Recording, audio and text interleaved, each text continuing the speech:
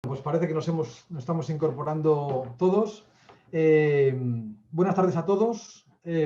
Algunos yo creo que incluso nos escuchan desde Latinoamérica. Siempre tenemos nuestros 4 o 5 adeptos desde el otro lado del charco. Buenos días para ellos.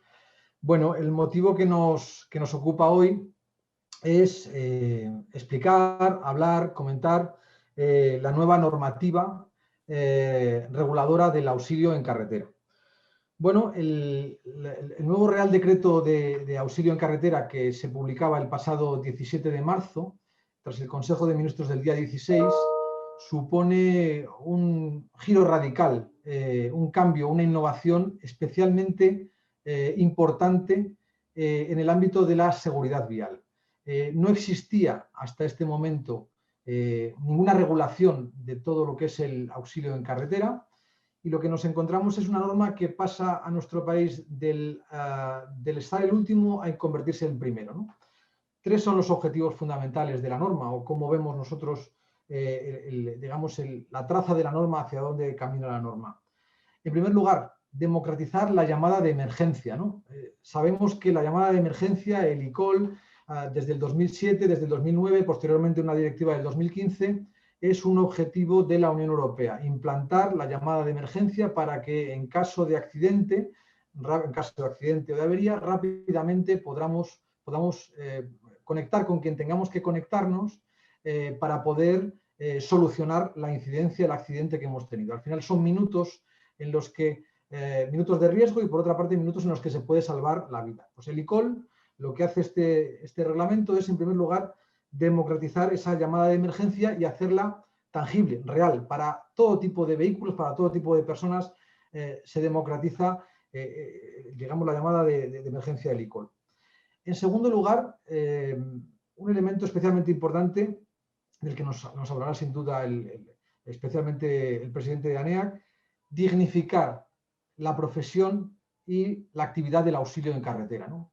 Ha sido una actividad que tradicionalmente ha estado huérfana en nuestro país de regulación, de amparo, que se ha movido bajo los techos del simple transporte cuando no lo era, y hoy por fin tiene su sitio, tiene su paraguas, tiene su lugar. Hoy las empresas de asistencia en carretera, de auxilio en carretera, pueden decir: tengo mi norma. Hoy el técnico de auxilio en carretera soy esto, ¿no? Tengo mi dignidad. Por lo tanto, creo que es especialmente importante para el sector del auxilio en carretera el decir: existimos jurídicamente, lo hacíamos ya en la realidad, éramos una labor básica, pero ahora tenemos nuestro pequeño hueco en el BOE que nos dice que somos una profesión, somos una actividad y por tanto nuestro derecho a existir es lo que se ha producido. Y finalmente, en tercer lugar, desde el punto de vista de la administración y del gobierno, porque posiciona a España en todo lo que es el vehículo conectado como no lo han hecho otros países, ¿no?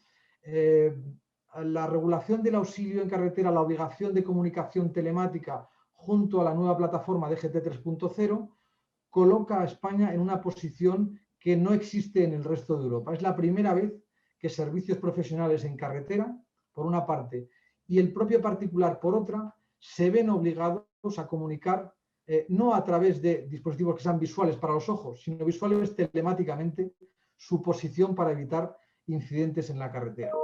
Por lo tanto, insisto, de ser una actividad que quedaba digamos, fuera de regulación y en la que nos encontramos fuera de posición, resulta que España pasa a liderar la posición del vehículo conectado con 2 herramientas, insisto, una la profesional. Los profesionales del auxilio en carretera por primera vez son obligados a comunicar telemáticamente, y esto dignifica todo, digitaliza todo lo que es el sector del auxilio, con todo lo que ello conlleva. Y por otra parte, los particulares, la obligación se pospone hasta el año 2026, pero también digitaliza todo lo que es ese vehículo conectado, ¿no? Del que siempre hemos hablado, pero que ahora se hace tangible y se democratiza para todos, ¿no?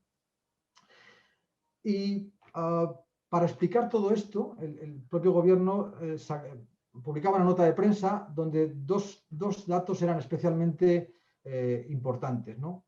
Desde el año 2017, 18 operarios de auxilio en carretera han fallecido en nuestras carreteras, atropellados cuando realizaban su labor. Estamos hablando de que todos los años eran 3, 4, 5 los operarios, los técnicos que fallecían en la carretera.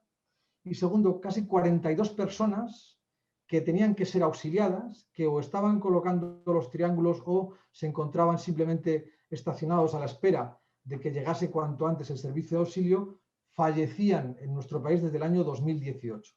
42 in situ auxiliados y 18 rescatadores. Poca broma con el dato, son 60 personas que han fallecido y que el Real Decreto busca ahora empezar a que estas cifras comiencen a desaparecer. Bueno, y para hablar de todo esto, pues tenemos a todos los actores en todo el servicio, un representante de cada uno de los actores en todo esta, digamos, el Real Decreto de Auxilio en Carretera. Por una parte, en primer lugar está el presidente de la Asociación Nacional de Empresas de Auxilio en Carretera, Rafael Merino. Él lo explicará. ANEAC nació para esto, hace 20 años, para dignificar la asistencia, para reconocer la profesión y, por tanto, hoy creo que él más que nadie debe hablar y explicar qué supone o qué debe suponer el nuevo Real Decreto de Auxilio en Carretera. En segundo lugar, Jorge Costas, bueno, pues un poco el padre de este nuevo dispositivo que nos traerá en los próximos años, que ahora vemos por todos los sitios y lugares, ¿no? Pero que seguro que nos va a ayudar muchísimo a un elemento fundamental, que es visualizarnos para que no nos lleven por delante, ¿no? Lo estamos viendo cada vez más. Bueno, pues Jorge nos explicará todo el proceso relacionado con la técnicamente ya denominada señal V16, ¿no?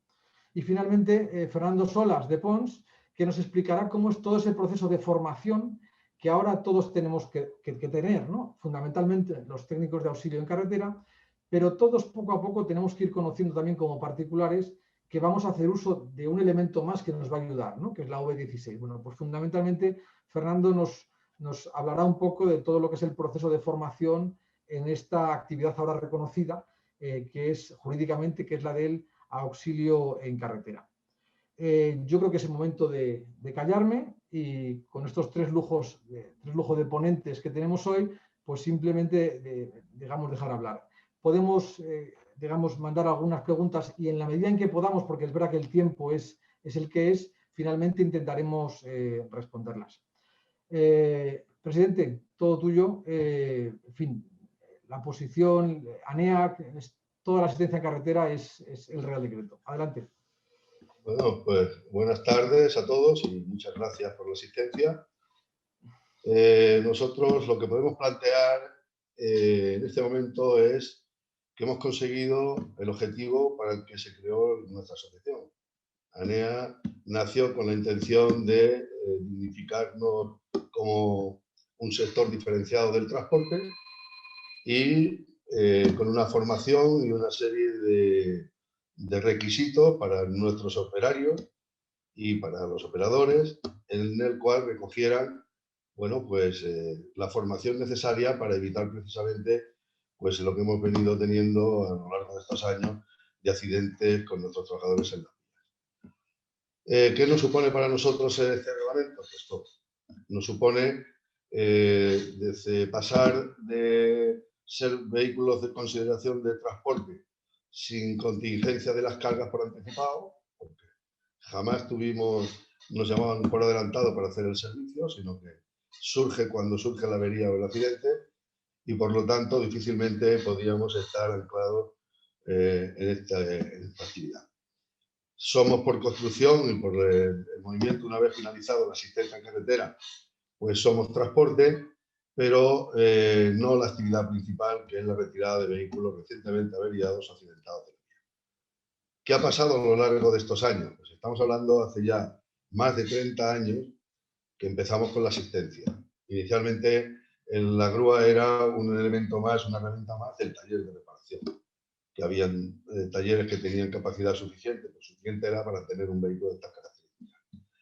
Con el tiempo, y una vez que entraron las aseguradoras y el seguro de asistencia para todos los usuarios de la vía, pues automáticamente esto se hizo enorme.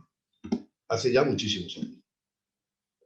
¿Qué es lo que ha pasado? Pues por desconocimiento, creemos por parte de la administración, hasta que le hicimos entender de que la actividad que hacíamos era una actividad importante y que además de ser importante, es una actividad peligrosa, que éramos uno de los cinco, de las cinco actividades que participaban en todos los accidentes que se producían. Además de que participábamos en aquellos en averías donde otros participantes de vehículos de salvamento no actúan. Pero nosotros sí, nosotros siempre.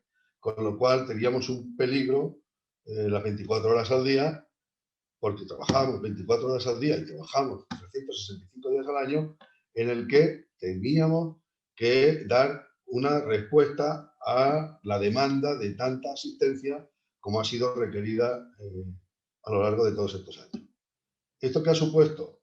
Pues ha supuesto pues, un incremento en la siniestralidad de nuestros operarios, ha supuesto pues, unas inversiones enormes para poder subsistir, para poder atender a todas las peticiones que se venían produciendo inicialmente, pero que a lo largo de los años pues, se fueron degenerando, en el sentido de que una empresa de auxilio en carretera ya no solamente es la empresa que retira el vehículo con la grúa o hace la reparación de emergencia in situ, sino que se le fueron aplicando otra tipología de servicios que, si bien eran necesarios o podían nuestros clientes venderla como tal, pues bueno, nos hemos tenido que ir ajustando. Pero claro, no es la asistencia en carretera. Asistencia en carretera, ya lo dice bien la norma, es la retirada de vehículos recientemente averiados o accidentados de la vía. Da igual qué tipo de vía, puede ser el casco urbano o puede ser alta velocidad. Lo que pasa que, además de todo esto, pues bueno, nuestros clientes, pues bueno, por no sé cómo, pues el mercado se ha ido degenerando de tal manera por intereses económicos que ha llegado a las peticiones de servicios fuera de la seguridad de la propia, del que lo realizaba, en este caso nosotros.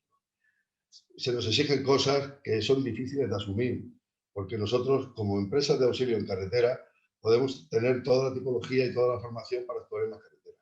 Pero hay otras cosas que no lo somos. No somos taller, no somos mecánicos para hacer reparaciones, no arreglamos pinchazos en las carreteras, no cambiamos baterías porque no tenemos ni los espacios, ni la capacidad, ni las autorizaciones necesarias para poder dar este tipo de servicios.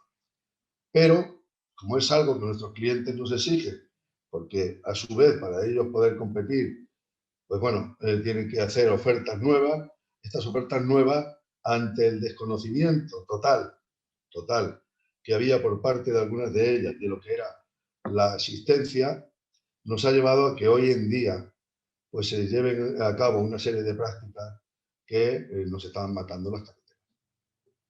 Esto parece ser que lo entendió la administración cuando ha visto el volumen de siniestralidad tan alto que teníamos, el volumen de servicios tan grande que prestamos, que no le ha quedado más remedio ya de reconocernos que somos un sector diferenciado del transporte.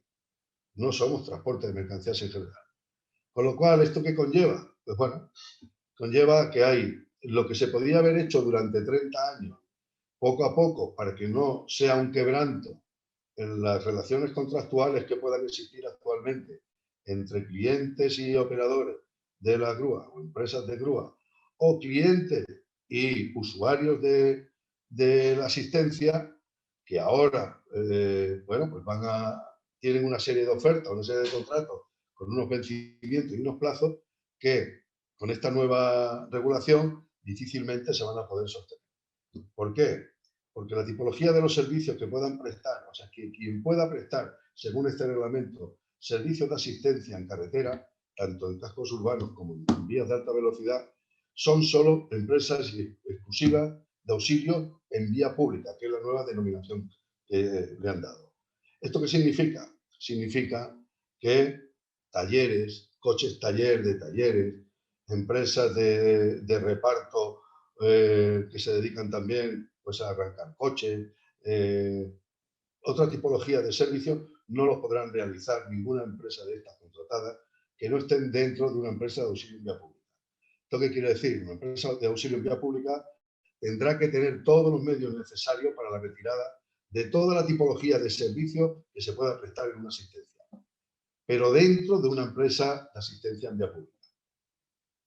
Talleres, queda claro, y de hecho así también es como lo han pedido y lo querían siempre desde la Confederación Nacional de Talleres, y era que el reconocimiento del coche taller no lo reconocen, porque para hacer reparaciones ellos necesitan tener unas instalaciones y con una serie de condiciones para poder operar según qué tipo de avería tenga el vehículo, y no puede ser que luego con un coche taller se puedan hacer reparaciones en cualquier parte. Entonces, esto ha llevado también a que la propia Confederación Nacional de Talleres apoyara la iniciativa que desde ANEA habíamos presentado de que el coche taller sí que puede existir, debe existir, pero dentro de una empresa de auxilio en vía pública. ¿Para qué? Porque esa empresa de auxilio en vía pública va a hacer reparaciones en carretera que van a ser más cortas la reparación que la retirada del vehículo. Eso quiere decir emergencia. Y además van a estar preparadas, formadas y con la autorización de la propia administración para hacer ese tipo de servicio. Y nadie más. Entonces, ahora, de golpe y porrazo, de no haber nada, hay toda una regulación. Y esto va a ser un quebranto importante. Va a ser un quebradero de cabeza para todos, incluso para la adaptación de nuestros clientes y la propia adaptación de nuestras empresas. Pero no solamente eso, sino del propio usuario. El propio usuario de la vía, que está acostumbrado a tener una serie de prestaciones con el seguro de asistencia, que hoy, a partir de esta reglamentación, difícilmente se podrá dar, porque lo que sea taller serán los talleres y lo que sea asistencia en carretera será en la carretera. Todo lo demás, yo no voy a entrar, ni creo que queramos entrar ninguno, cada uno puede hacer lo que vea conveniente, pero tipologías de servicio que no son asistencia en carretera, no lo van a hacer las empresas de auxilio público. Entonces, bueno, visto esto, pues lo que tenemos es, pues nos da, de alguna manera, nos da la posibilidad de formar a nuestros conductores, como así lo exige el reglamento, obligatoriamente. Tendrán que tener una formación, con lo cual ya nos gusta, ya es algo que es exigible, creo que vamos a evitar muchas muertes con esto. Y luego, por otro lado, las empresas van a estar todas en igual de condiciones para operar en las vías, con las mismas condiciones todas. Y esto nos podremos ofertar todo el mundo, a todos los clientes, y de esta manera, pues tratar de que esas empresas puedan ser viables con la retirada del vehículo de la vía y no con otra tipología de servicio. Este es, a grosso modo, lo que para nosotros significa el reglamento. Y bueno, vamos a ir viendo, porque ahora todavía queda, como dicen, mucha tela que cortar. Y aquí, pues supongo que participaremos todos para encuadrarnos lo mejor posible dentro de este nuevo reglamento. Bueno, pues muchísimas gracias, Rafael, presidente. Yo creo que ha quedado bastante claro, pues lo explicaba bien, ¿no? Dice, pues es un camino en el que vamos a tener que todos recolocarnos, ¿no? Pues sí, vamos a tener que recolocarnos. Probablemente hubiera sido necesario que todo esto se hubiera hecho hace muchos años, pero bueno, ha llegado cuando ha llegado y probablemente pues necesita un proceso de adaptación con todo este. Bueno, pues para eso estamos, para intentar adaptar y empezar a formar o a explicar o a trabajar ya ahora con las bases sentadas de lo que tiene que ser un poco el auxilio. Bueno, en segundo lugar, pues también otra presencia excepcional, ¿no? Con nosotros, ¿no? Jorge Costas, CEO de Gelflash, que ha ayudado digamos, a diseñar todo este equipamiento que ahora lleva el vehículo y que sin duda supondrá un plus totalmente diferente a la tradicional colocación de los triángulos a la que estábamos, digamos, acostumbrados, y que volvemos a recordar, son 42 las personas que no han sido vistas en la carretera en los últimos 4 años y que han sido atropelladas. Jorge nace con la idea de que puede aportar algo a la sociedad con este producto y nos explica un poco, por tanto, ahora nos ayudará a explicar en qué consiste esa señal V16. Gracias, Jorge. Adelante. Buenas tardes a todos. Muchas gracias por asistir en esta tarde a escucharnos y atender un poco sobre este nuevo Real Decreto. Yo creo que Ramón ha explicado ya pues muchísimo, ¿no? Sobre todo ello, y me gustaría, por mi parte, primero voy a ser muy breve, prefiero que después en las preguntas bueno, pues que preguntéis lo que consideréis y que queráis una aclaración o lo que sea, pero brevemente os explicaré un poquito en qué consiste la luz V16, las nuevas luces de señalización y qué implica este cambio para el conductor, desde el punto de vista del conductor, que las luces estén conectadas, ¿no? Que creo que a lo mejor en los medios no está de todo claro y todo explicado y hay mucha desinformación. Para empezar y saber de qué estamos hablando, hablamos de esto. Es una luz que, como veis, no pesa nada, que me entra a la palma de la mano, que simplemente pues, le da un toque y emite unos destellos, ¿vale?, bastante fuertes, que son visibles a 1 kilómetro de distancia. Este tipo de luces simplemente le podemos llevar a nuestra puerta, a nuestra guantera, y automáticamente, cuando tenemos una incidencia en carretera, ya sea un accidente, una avería o cualquier cosa que nos impida continuar nuestro viaje, colocando este dispositivo luminoso encima del techo del vehículo, estaremos automáticamente señalizados y visibles, pues más o menos de noche, incluso por encima del kilómetro de distancia. Esto ya era un avance, son luces que están en el mercado con una homologación emitida por DGT en el 2018, ya han pasado 3 años desde entonces. Creemos que esto es la señalización 2.0, ¿no? Empezamos con un triángulo que, bueno, pues no estaba mal, señalizaba pues a 150 metros, ¿no? El reglamento, si no me dice mal, tenía que ser visible el triángulo hasta 150 metros y está a 50 metros del vehículo. Si lo dije mal, me imagino que como todos los españoles nadie sabe cómo colocarlo, con lo cual más o menos nos hacemos una idea. Con esta luz ya nos vemos a 1 kilómetro de distancia el obstáculo y, como bien decía Ramón, la DGT ha querido dar ya el salto al 3.0 directamente, muy unido precisamente con la DGT 3.0, y ir más allá señalizando las averías no solo de manera visual, sino también de manera telemática. Y en ese sentido hablamos de una señal nueva en lo que es el concepto o lo que está detrás de esa señal, que es el V16, que ya existía, ya el triángulo anterior, y esta luz pasa a llamarse V16, y también una nueva señal que se llama la nueva señal V27, que también regula este decreto y que nos viene hablando de precisamente esta señal telemática, ¿no? Por decirlo de alguna manera, una señal invisible que nos coloca en vanguardia en España. Y para nosotros, hablando más allá, más que como empresario, yo creo que como ciudadano, creo que es un orgullo que en España seamos líderes a nivel mundial, no solo europeo, en temas de seguridad vial y sobre todo en movilidad conectada. A todos nos suena que está muy de moda, por decirlo de alguna manera, el coche autónomo, sabemos que algún Tesla anda por ahí solo, pero realmente no es una realidad, ¿no? Y el coche conectado pues pasa algo parecido. Realmente no era una realidad y yo creo que a través de este decreto la importancia que tiene es que el coche conectado será una realidad.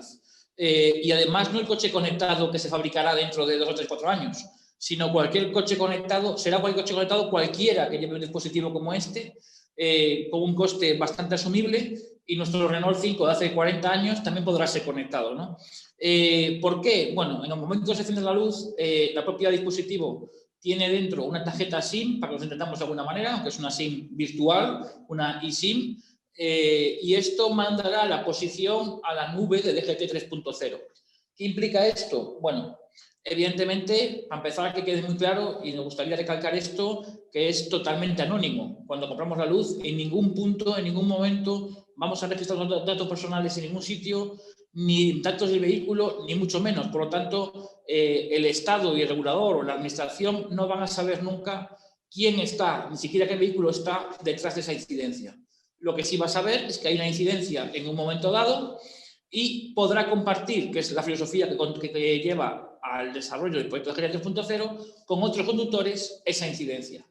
Pues a través, como os decía, de la señal V27, que viene siendo un futuro, sí que es un futuro, chivato en el vehículo, una luz que nos indica, oye, aquí delante tienes una incidencia, entonces ya será más de 1 kilómetro o antes de una curva, se podrá ver en paneles de autopistas, se podrá ver en navegadores incluso, podrás ir con tu Google Maps, con tu Waze, navegando, con tu navegador de tu vehículo y te va a decir, oye, cuidado, delante tienes una incidencia, como ya avisa hoy, a través de que otros conductores, otros usuarios de esa comunidad activan esas incidencias, pues va a ser de manera automatizada a través del encendido de las luces. A mí se me ocurre una práctica muy fácil, es si cuando fue Filomena a Madrid hubiésemos tenido este tipo de dispositivos luminosos, ¿no? En vez de tener que estar rastreando por todas las carreteras los servicios de emergencias y los señores compañeros de auxilio en carretera buscando vehículos con ocupantes dentro en los arcenes y por las carreteras, pues automáticamente tendríamos señalizados dónde habría cada usuario y tendría mucho sentido, ¿no? Pero el fin último, evidentemente, no solo es ese, que tienes una ventaja que podría tener, sino evitar la cantidad de atropellos que se producían porque conductores en un momento de estrés, en un momento de nervios, se bajaban de un vehículo a colocar un triángulo que generalmente tenemos en un maletero, generalmente debajo de un montón de cosas, y nos íbamos a dar un paseo por la autopista o por la autovía de turno, que muchas veces se convertía lo que era un pinchazo de una rueda en un accidente mortal con víctimas, en el peor de los casos, y muchos más que nos ha dicho la cifra, accidentados, graves, hospitalizados y demás, que pasaba todo esto. Y después también os quería poner en contexto de si vamos en el vehículo con niños pequeños, por ejemplo, si somos gente mayor o, lo que es peor todavía, estamos como muy habituados a ver plazas de personas con movilidad reducida para aparcamiento, pero nadie había pensado que esta gente, que es un logro, que puedan tener incluso adaptados y puedan conducir y que hagan una vida más autónoma todavía de la que podrían realizar, pero en cambio no tenían medios para poder señalizarse, ¿no? Bueno, pues en este caso esta luz viene a solucionar esos problemas y, como también decía un poco Ramón, yo creo que el triángulo pasó a mejor vida con razón, hizo su función en su momento, pero nosotros comparamos también un poco a los postes de SOS. La tecnología avanza y hay que adaptar el regulador, tiene que adaptar los medios que tenemos a esa nueva tecnología. A nadie se le ocurriría hoy, yo creo, ir a un poste de SOS a llamar a un auxilio cuando realmente todos llevamos encima un smartphone. Bueno, pues algo similar pasa con el tema de los triángulos, las luces y, en este caso, luces conectadas. Insisto, para nosotros lo más importante es que creemos que somos líderes y hacemos realidad, por fin, con tecnologías realmente sencillas, con una cosa que llaman Internet de las Cosas o el 5G, que tan bien suena por ahí, ¿no? Que está un poco de moda, pero al final son tecnologías relativamente sencillas y que pueden evitar muchos accidentes y tener mucho más sentido que no bajarse del coche o en caso de bajarnos, que sea fuera de la calzada, ¿no? Y bueno, pues en ese sentido, con esa visión, empezamos nuestro proyecto ya hace 5 años. A día de hoy tenemos ya en el mercado, pues podemos decir que cientos de miles de dispositivos luminosos y estamos trabajando para que en corto plazo podamos tener ya estos nuevos dispositivos con conectividad, que esperamos que, bueno, en 3, 4, 5, 6 meses podamos estar ya haciendo pruebas y teniendo un producto en la calle para que cualquier usuario lo pueda ir adquiriendo. Y ahí estamos trabajando. Yo no me voy a extender mucho más, prefiero que cualquier duda que nuestros asistentes prefieran preguntarnos, la contestamos de cualquier tipo, a nivel técnico, a nivel de cualquier otro tipo de pregunta, y doy paso a los siguientes, Ramón. Pues muchísimas gracias, Jorge. Desde 2015, en esa aventura del diseño y la creación de lo que es la OV16, me quedo con una frase, ¿no? Los triángulos cumplieron su función y estuvo bien, pero hay otras posibilidades que nos permiten llegar más o avanzar más digamos, en la visualización de lo que es. Entonces, por una parte, esa visión tradicional, visión física, y otra la visión telemática, que probablemente sea la realmente importante, ¿no? La que es el avisar al resto de conductores que acceden al auxilio de que algo está pasando. Digamos, en vez de frenar a 150 metros, lo haremos a 1,5 kilómetros, que es lo que probablemente tengamos que hacer o debamos preparar. Probablemente sean bastantes los incidentes que se eviten, porque contamos los fallecidos, pero no contamos los que por los pelos no han fallecido, ¿no? Que son muchísimos más y a veces ha dependido de pocas cosas, ¿no? Bueno, y la tercera de las patas del Real Decreto, ¿no? Que es digamos, el nuevo profesional, el profesional que ya lo era, son muchos los asistentes hoy en nuestro webinar, el técnico de auxilio en carretera, ¿no? Realmente a mí es uno de los elementos que más creo que es de mayor importancia tiene, que es el reconocimiento, por una parte, de la dignidad de la profesión. Es una profesión la del técnico del auxilio, ¿no? Nos costaba mucho ubicarlos desde el punto de vista del ámbito laboral. Ahora ya tienen su reconocimiento en el Boletín Oficial del Estado, ahora ya son jurídicamente algo, y por tanto, en función de eso habrá que establecer toda una serie de actuaciones, ¿no? Y ese técnico de auxilio pues tiene que estar formado, ¿no? Porque la operación es de tal riesgo que realmente pues, la formación tiene que ser la formación y todo lo que conlleva, ¿no? Que es todo el conjunto de prendas que tiene que llevar y el espacio de prevención de riesgos, que al final más que en ningún lado, aquí es donde hay que elaborar correctamente el protocolo, ¿no? Probablemente de la formación hablaremos mucho durante los próximos meses, años, pero bueno, Pons viene desarrollando la formación de los diferentes niveles de operador de auxilio hace ya varios años y por tanto conoce bien dónde están los puntos especiales. Fernando, cuando quieras puedes explicarnos un poco el proceso de formación. Vale, gracias Ramón. Buenas tardes a todos y a todas. Lo primero, agradeceros la asistencia a este webinar y sí que me gustaría compartir la presentación para hacer un poquito más amena mi participación aquí. Ahí. Yo me gustaría empezar destacando la importancia del auxilio en carretera. Y vais a ver esta importancia con unos datos que voy a dar. Fijaros, en el año 2019, digo 2019 y no 2020, porque el 2020 ha sido un año un poco atípico, ¿no?, en el tema de desplazamiento y demás. Por eso cojo el año 2019.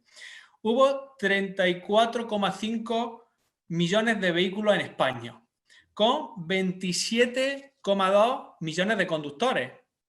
Y fijaros, hubo más de 427 millones de desplazamientos de largo recorrido. Ojo, no estamos metiendo los trayectos cortos, solo los de largo de recorrido, más de 427 millones de desplazamientos. Y aquí no se incluye los desplazamientos que hacen turistas y otros extranjeros que vienen por temas de negocio. Y para dar auxilio a todos estos vehículos, a todos estos conductores y a todos los desplazamientos que se realizan, contamos con cerca de 11.000 vehículos destinados al auxilio en carretera. Una función, la del auxilio en carretera, de gran importancia para la seguridad vial, porque al final lo que hacen es que cualquier obstáculo que se produzca en la vía como consecuencia de uno de estos desplazamientos, pues lo retire y se garantice la fluidez del tráfico y la movilidad segura y sostenible. Ya hemos visto la importancia que tiene el auxilio en carretera y yo me pregunto, ¿cómo ha sido esta formación en un sector tan importante? Pues bien, esta formación no existía, no había una formación obligatoria en el auxilio en carretera, hasta hace una semana con la entrada del Real Decreto 159/2021, por el que se regulan los servicios de auxilio en las vías públicas. Entonces, ¿cómo se transmitían estos conocimientos? Porque hace falta unos conocimientos para poder realizar el auxilio en carretera. Pues normalmente se transmitía de padre a hijo o de unos empleados a otros. Es decir, cuando un operario se iniciaba en el auxilio en carretera, llegaba a una empresa, la empresa le asignaba a un compañero que era el que le decía cómo se hacían las cosas. Era el que tradicionalmente le decía, pues, a la hora de cuando llegue a un vehículo a auxiliarlo, pues tienes que hacerlo de esta manera, tienes que colocar estos dispositivos, esta es la legislación que hay que tener en cuenta. Es decir, nos encontramos con un sector importantísimo donde no había una obligatoriedad de formación, no estaba estructurado, no estaba arreglado, es decir, que los conocimientos se transmitían de uno a otro y en el mejor de los casos, si dábamos con un formador, ¿no?, un compañero que era el que nos enseñaba, con unos conocimientos amplios y adecuados, pues podíamos desempeñar nuestra profesión de manera adecuada. Pero en caso contrario, pues nos introducíamos en un sector complejo sin unos conocimientos adecuados. De ahí viene mucho desconocimiento en el sector, de ahí viene una falta de conocimientos necesarios para desarrollar la profesión y de ahí viene, como decían los compañeros, pues parte de culpa y por eso se producen los accidentes laborales.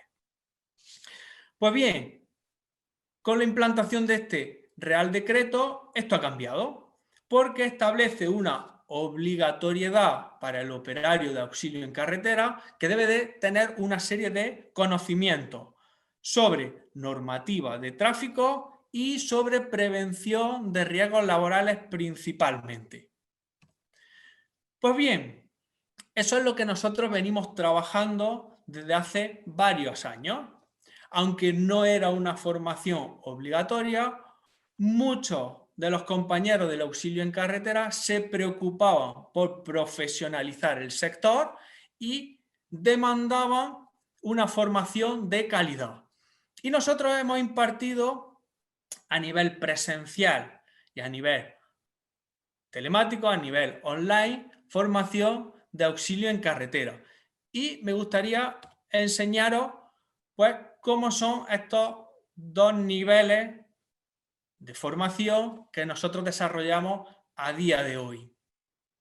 Tenemos en primer lugar el nivel 1 para el que se inicia en el auxilio en carretera, pero cuando digo se inicia en el auxilio en carretera no quiere decir que sea nuevo. Digo que se inicia cuando va a adquirir los conocimientos necesarios para poder desarrollar la actividad, tanto teóricos como prácticos.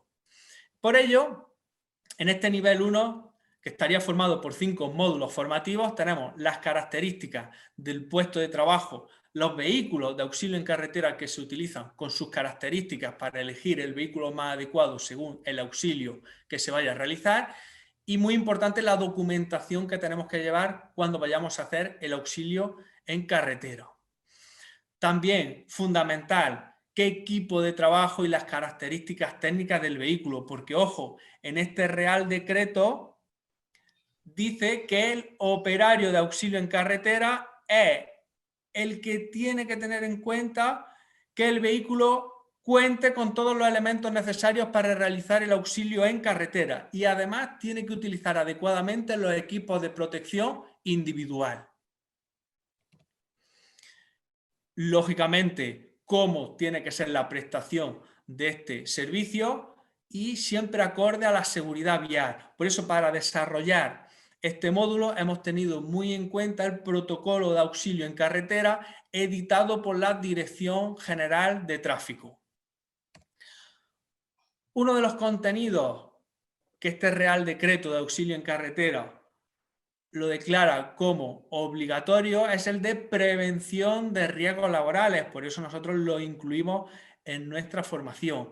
Y además incluimos primeros auxilios, porque en muchas ocasiones el operario de auxilio en carretera es el primero que se encuentra en un accidente, en un auxilio, donde demanda primeros auxilios y puede evitar una muerte o que un accidentado leve pase a ser grave si actúa adecuadamente.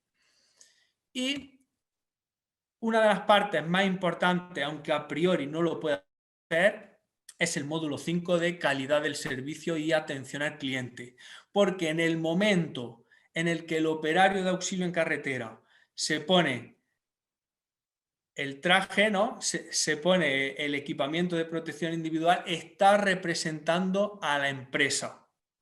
Por ello, todo lo que haga repercute en la imagen que dé, tanto de la empresa como de la compañía de seguro.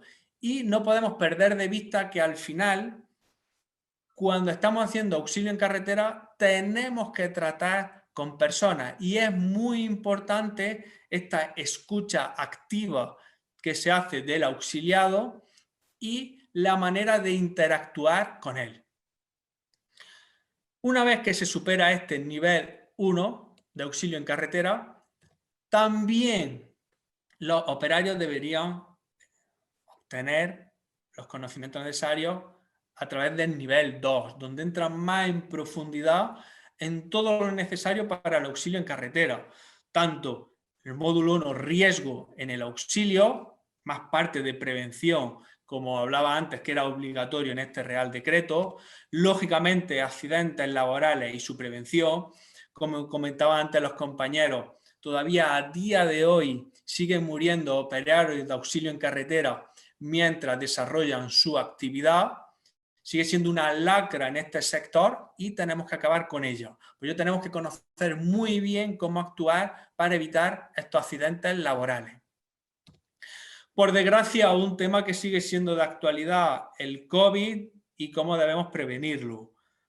Al final tratamos con clientes, tenemos contacto con otros vehículos, pues tenemos que tener en cuenta unos protocolos para evitar cualquier tipo de contagio por nuestra parte y que nosotros pudiésemos transmitir este COVID a otras personas. Importantísimo factor vía y entorno, como al final debemos de conducir para evitar un accidente laboral mientras nos desplazamos hacia el auxilio en carretera, y una vez que estamos allí, cómo debemos de actuar, porque no es lo mismo actuar con condiciones meteorológicas adversas que cuando hace buen día. Antes he comentado que había 34,5 millones de vehículos en España. Este tipo de vehículos está cambiando, es decir, se están utilizando otro tipo de combustibles, como son los vehículos eléctricos o de gas, pero el número de vehículos sigue creciendo. Por ello, debemos de conocer los vehículos que hay actualmente en el mercado para saber actuar. Lo ha comentado antes Rafael, el presidente de la asociación, lo que se puede y no se puede hacer en las reparaciones in situ, lo del vehículo taller, pues esto lo tratamos más en profundidad en el módulo 6 del nivel 2 de auxilio en carretera, y quizás la parte más importante de este curso, el nivel número 7, que en la parte presencial hacemos unas prácticas con todos los asistentes, y en la modalidad online, como no se pueden hacer estas prácticas, hemos grabado una serie de vídeos que les permitirá ver cómo se desarrolla una serie de actividades de diferentes maneras según los profesionales. Cuando se acabe esta formación, que puede ser tanto presencial como online, ya digo que desde PON Seguridad Vial llevamos años haciendo la formación, se le dará un diploma que acredita que han desarrollado esta actividad, que han superado la formación, y les capacitará para iniciarse en el auxilio en carretera o continuar con su profesión, pero de una manera mucho más profesional. Al final sí que me gustaría destacar que estos cursos que nosotros hacemos son de 20 horas de duración en la parte presencial y de 40 horas en la parte online. Al final, la parte online tiene una serie de ventajas, que es que el usuario, ¿no?, el alumno, lo puede hacer en su tiempo libre o cuando considere necesario, y no está sometido a realizarlo en un horario fijo y en un lugar determinado. Y muy importante, estas formaciones son bonificables a través de Fundae, por lo que no tiene coste, podría no tener coste para la empresa. Simplemente para finalizar, si a alguno le interesa esta formación que estoy diciendo, que el nuevo Real Decreto la considera obligatoria, puede obtener más información en nuestra web campus.ponseguridadvial.com, como veis en pantalla.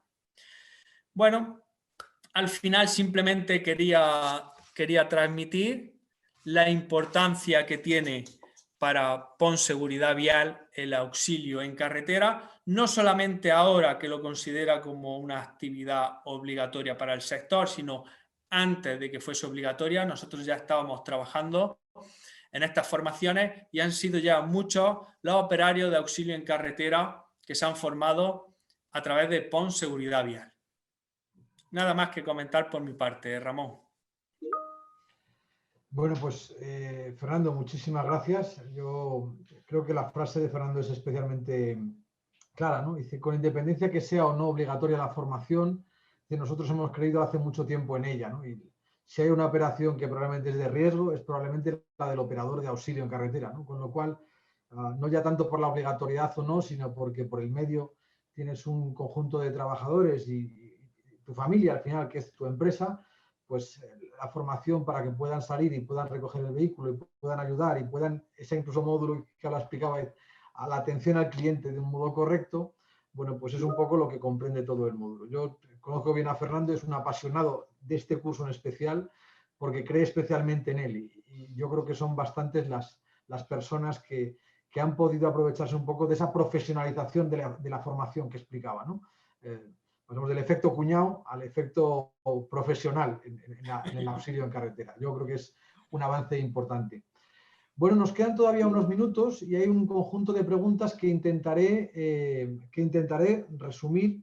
Fundamentalmente van destinadas muchas de ellas a la V16, ¿no? Y por tanto, si os parece, cada uno de los actores que habéis participado, os voy a trasladar estas preguntas y vamos intentando contestarlas en lo que podamos contestar, porque seguro que hay algunas que probablemente el gobierno es el que tenga que resolver cómo lo desarrollará o en las próximas fechas dictará algún tipo de instrucción, orden en el que diga cómo debe ser, ¿no?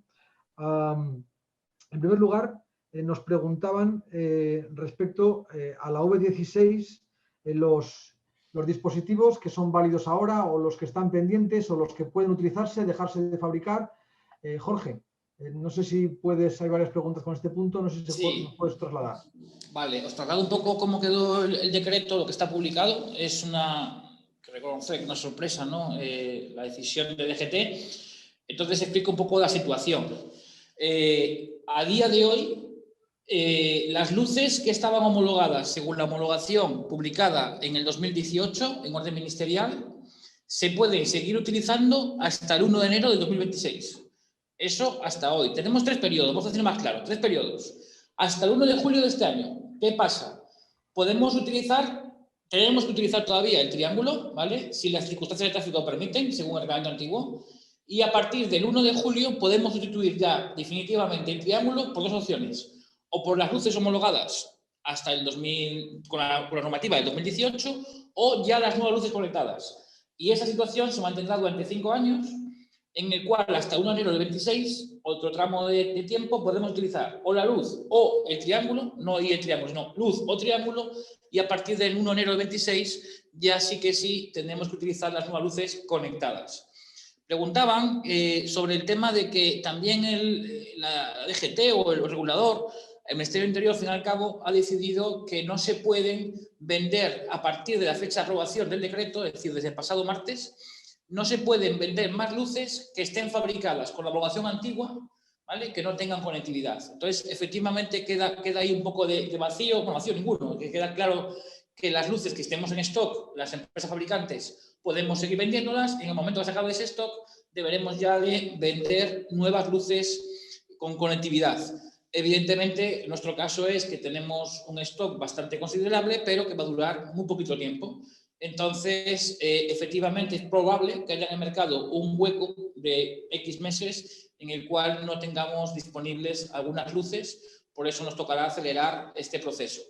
Yo no quiero defender o ponerme en contra de una cosa o de otra postura, pero entiendo que el espíritu del regulador es acelerar cuanto antes la introducción de este tipo de dispositivos con conectividad, ¿no? Y en ese punto, pues nos parece que es una decisión propia del regulador, como digo, y no tenemos nada que opinar. Y esa es la situación actual de la normativa.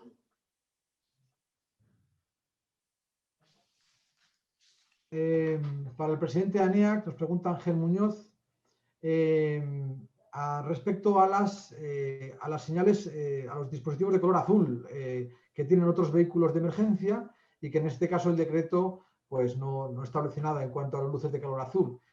Bueno, si puede decirnos algo. Bueno, el tema del color azul en el vehículo fue un planteamiento inicial que, al ser considerados vehículos de salvamento, pues teníamos la capacidad de tenerlo. Pero hubieron oposiciones por parte de algunos colectivos a la hora de que pudiéramos sacar el reglamento, con lo cual pues cedimos en el sentido de, bien, seremos vehículos de salvamento, tendremos la prioridad de paso, tendremos la sirena, pero no el dispositivo de color azul. Por lo menos hasta que se apruebe. Ahora ya está aprobado y ahora lo que decimos es que para poder tener preferencia o para poder tener una sirena, la única regulación existente y que lo permita es la V1. Por lo tanto, pues vamos a pedir la V1. Ahora, aparte, vamos a pedir la V1 para que se pueda cumplir el reglamento en el apartado en el que nos dan prioridad de paso y señal acústica. Bueno, más preguntas. Para Jorge, la visibilidad de la luz V16 de día en curva, ¿cómo resulta de efectiva? Evidentemente es uno de los puntos quizás más débiles, ¿no?, de la V16. Aquí se plantean dos soluciones. En caso de noche, en curvas rasantes y demás, la potencia de la luz y su amplitud de apertura del haz de luz permite que refleje perfectamente en la carretera, con lo cual sería visible igual. Y en caso de que sea de día, evidentemente, sea en curva, es más delicado, ¿vale? Pero entendemos que se va a ver antes el vehículo que un propio triángulo antiguamente o que la luz ahora mismo, con lo cual es un poco la solución. Y también es importante que la luz se podría colocar en el guardarraíl en caso de que existiese este. Es la solución que se nos plantea. Yo creo que es un poco como la vacuna AstraZeneca, ¿no? Dice, oye, peor no es vacunarse, ¿no? O sea, con lo cual, dice, digamos, es la opción, digamos, que menos mala, o sea, por tanto, del dispositivo, ¿no? Más preguntas. Preguntan también sobre la duración de la batería. ¿Qué duración tiene la batería? ¿Qué puede pasar si la batería se acaba? ¿Cómo funciona la batería? Etcétera, etcétera, ¿no? Vale, en nuestro caso, aquí hay dos opciones en el mercado. Una son baterías de litio recargables, la otra es baterías de pilas, como toda la vida conocemos. En nuestro caso, y hablando ya por nuestra parte, ¿no?, a favor nuestra, utilizamos pilas. El motivo de utilizar pilas completamente de 9 voltios, pilas comerciales, es porque nos garantiza su funcionalidad al cabo de 5 años, ¿vale? Es aquí la pila. Esta pila es una pila que tenemos a las luces de emergencia de los edificios, por ejemplo. Esto nos asegura que dentro de 5 años, cuando necesitemos de estar disponible la luz, estará disponible. En este caso, dos cosillas. En la primera homologación incluso no contemplaba las baterías y al final se han contemplado la posibilidad de baterías de litio, baterías recargables, a través de la posibilidad de conectarlo con cable en caso de no tener batería, ¿no? Bueno, esas son un poco las dos soluciones. Y en el caso del producto conectado, nos va a permitir incluso que en el caso de que el dispositivo se utilice, podamos, bueno, pues la posibilidad de avisar a ese conductor de que tiene que cambiar esa pila después de cada uso. Entonces, bueno, es una pila económica, cuesta 2 euros una pila, pues cada vez que la usemos la cambiaremos y tendremos siempre disponible el producto otra vez otros 5 años. Bueno, más preguntas sobre el tema de la formación. Nos preguntan quién y cómo define el contenido de la formación y qué formación o experiencia de auxilio en vías públicas tienen los formadores. Yo creo que ahí probablemente tráfico estará por definir un poco los criterios de todo el proceso, pero probablemente, bueno, pues la formación es un poco la que viene, los contenidos que vienen existiendo hasta ahora. No sé si Fernando quiere dar algún tipo de, digamos, o conocimiento especial sobre la formación. Sí, al final el Real Decreto que se ha aprobado lo dice de manera muy general. Establece que el operario tiene que tener conocimientos en prevención de riesgos laborales y conocimientos en normativas sobre tráfico. Y lo deja así muy amplio. Al final nosotros llevamos estas dos grandes leyes junto con más legislación a la formación, pero no especifica mucho más este tema.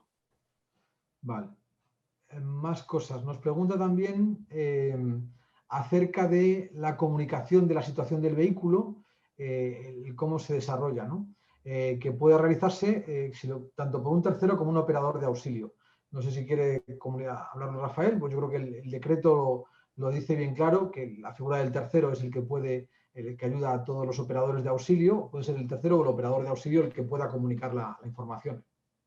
Sí, bueno, directamente la información creo que se va a dar incluso con la propia luz de emergencia, de seguridad, a partir de 2026, cuando se produce la avería o se produce el accidente, automáticamente mandará una señal al centro de la Dirección General de Tráfico, donde van a señalizar que existe o accidente o avería, con lo cual va a ser directo.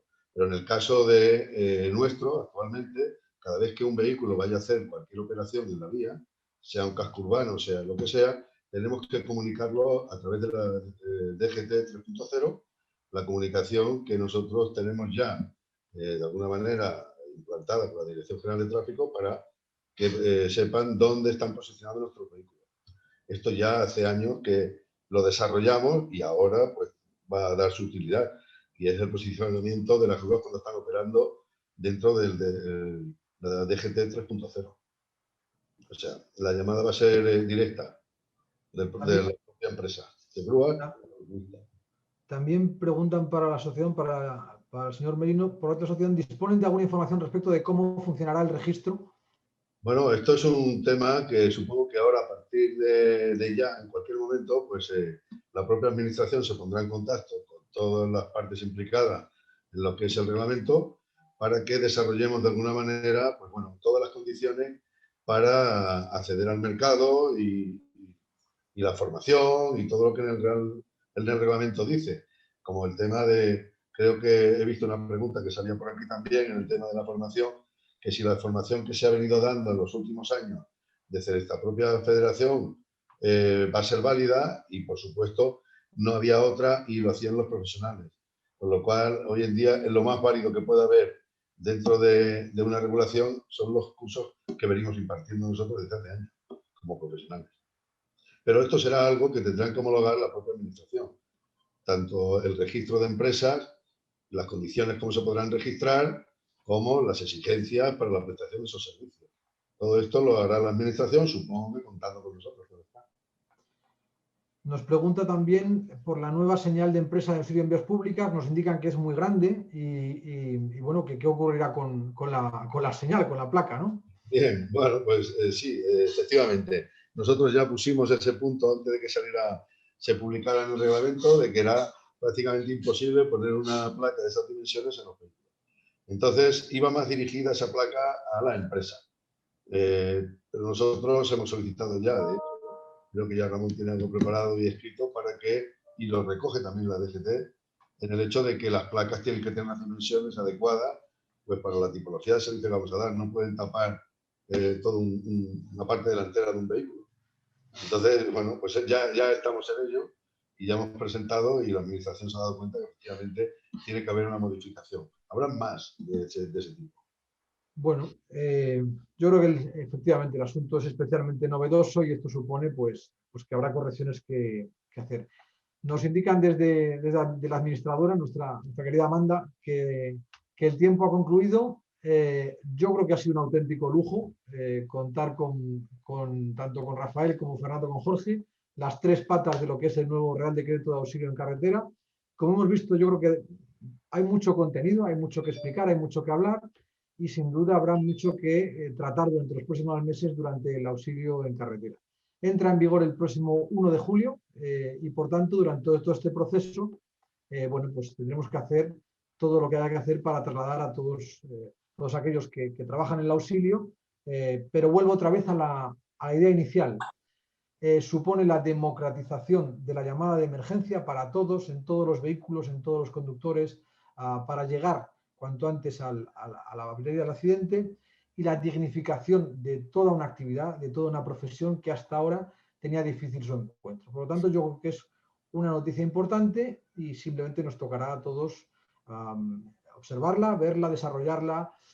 Seguiremos seguro hablando del auxilio en carretera en los próximos meses, años, y espero que no sea para dar ninguna noticia o las menos noticias posibles en cuanto a fallecidos y heridos en la carretera. Muchísimas gracias a todos los que nos están escuchando. Han sido muchos, casi 250 las personas que han estado presentes en el webinar. Poco más puedo deciros. Nos veremos en las próximas sesiones con otros temas y otros asuntos. Gracias a todos. Muchas gracias. Adiós.